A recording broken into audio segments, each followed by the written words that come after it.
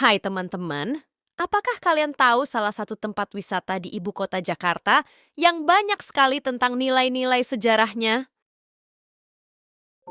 Ya, tempat wisata tersebut adalah Kota Batavia Lama, atau disebut Old Batavia yang sekarang juga disebut Kota Tua. Kota Tua Jakarta merupakan salah satu ikon wisata ibu kota yang banyak akan nilai sejarah. Kisah sejarah Kota Tua Jakarta menarik untuk diketahui lantaran berkaitan dengan kelahiran Jakarta. Kota Tua Jakarta merupakan salah satu ikon wisata ibu kota yang banyak sekali nilai sejarah. Kisah sejarah Kota Tua Jakarta menarik untuk diketahui lantaran berkaitan dengan kelahiran Jakarta. Kawasan Kota Tua Jakarta memiliki banyak destinasi wisata sejarah. Banyak bangunan bersejarah yang sudah berdiri sejak zaman dahulu, serta masih kokoh hingga saat ini. Beberapa di antaranya adalah Museum Fathahillah, Museum Bank Indonesia, Museum Bank Mandiri, Jembatan Kota Intan, Pelabuhan Sunda Kelapa, Menara Syah Bandar, dan lain sebagainya. Dalam sejarah singkat Kota Jakarta menyebutkan bahwa Kota Tua Jakarta juga dikenal sebagai Kota Batavia Lama atau Old Batavia. Kawasan ini dulunya merupakan pusat pemerintahan Batavia dengan luas wilayah sekitar 15 hektar. Tidak jauh dari kawasan Kota Tua Jakarta, terdapat pelabuhan kerajaan Sunda, yakni Pelabuhan Sunda Kelapa atau Pelabuhan Sunda Kalapa yang berlokasi di muara Sungai Ciliwung.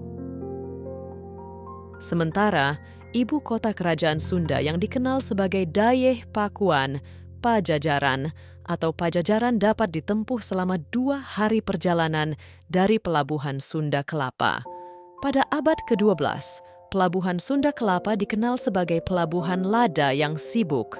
Kapal-kapal asing dari Cina, Jepang, India berlabuh di pelabuhan ini dengan membawa barang dagangan seperti porselen, kopi, sutra, kain, dan sebagainya untuk ditukar dengan rempah-rempah. Pada tahun 1527, terjadi pendudukan Sunda Kelapa oleh Fathahillah dari Kesultanan Demak. Nama Jayakarta berarti kemenangan. Oleh sebab itu, hari ulang tahun Jakarta ditetapkan pada 22 Juni 1527 berdasarkan pendudukan Sunda Kelapa oleh Fathahillah yang kemudian berganti nama menjadi Jayakarta. Selanjutnya, pemerintahan Jayakarta dipegang oleh Maulana Hasanuddin dari Kesultanan Banten. Selanjutnya, orang Belanda mulai datang ke Jayakarta sekitar akhir abad ke-16. Pada 1616, Kongsi Dagang Belanda atau VOC yang dipimpin oleh Jan Pieterszoon J.P. Coen menduduki Jayakarta setelah mengalahkan pasukan dari Kesultanan Banten.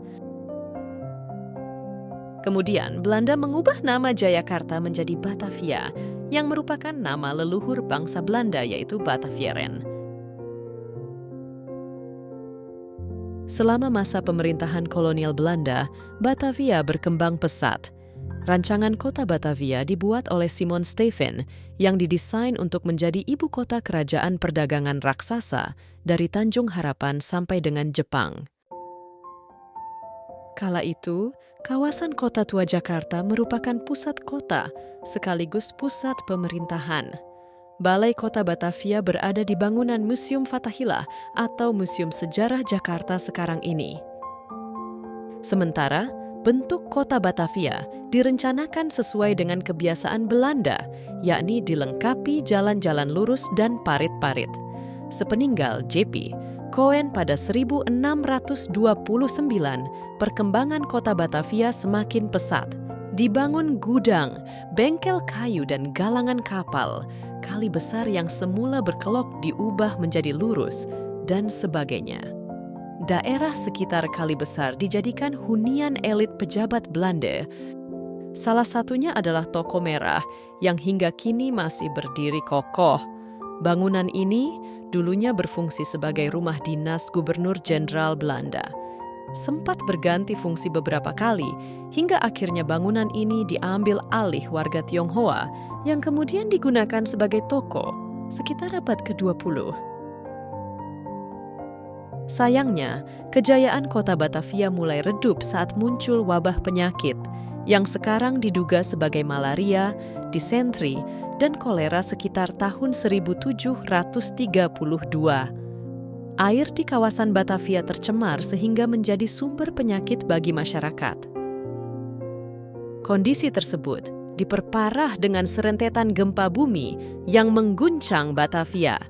Gempa tersebut mengakibatkan longsoran gunung yang mengotori sumber air. Tak pelak lagi, Batavia penuh dengan lumpur. Ironisnya, bencana tersebut tidak ditanggulangi dengan baik oleh pemerintahan kolonial Belanda saat itu, serta minimnya fasilitas kesehatan.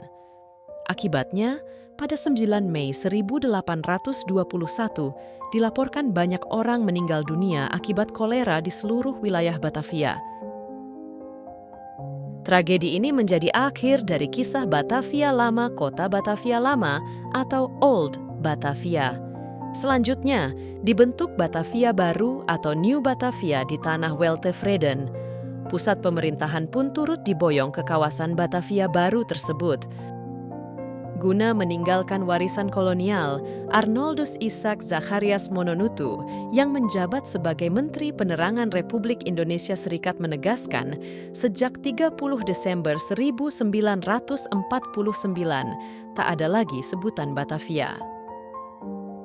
Sementara itu, Kota Tua menjadi destinasi wisata sejarah yang populer di Jakarta. Sembari berekreasi, pengunjung bisa mempelajari sekaligus menyaksikan beragam saksi sejarah perkembangan Jakarta.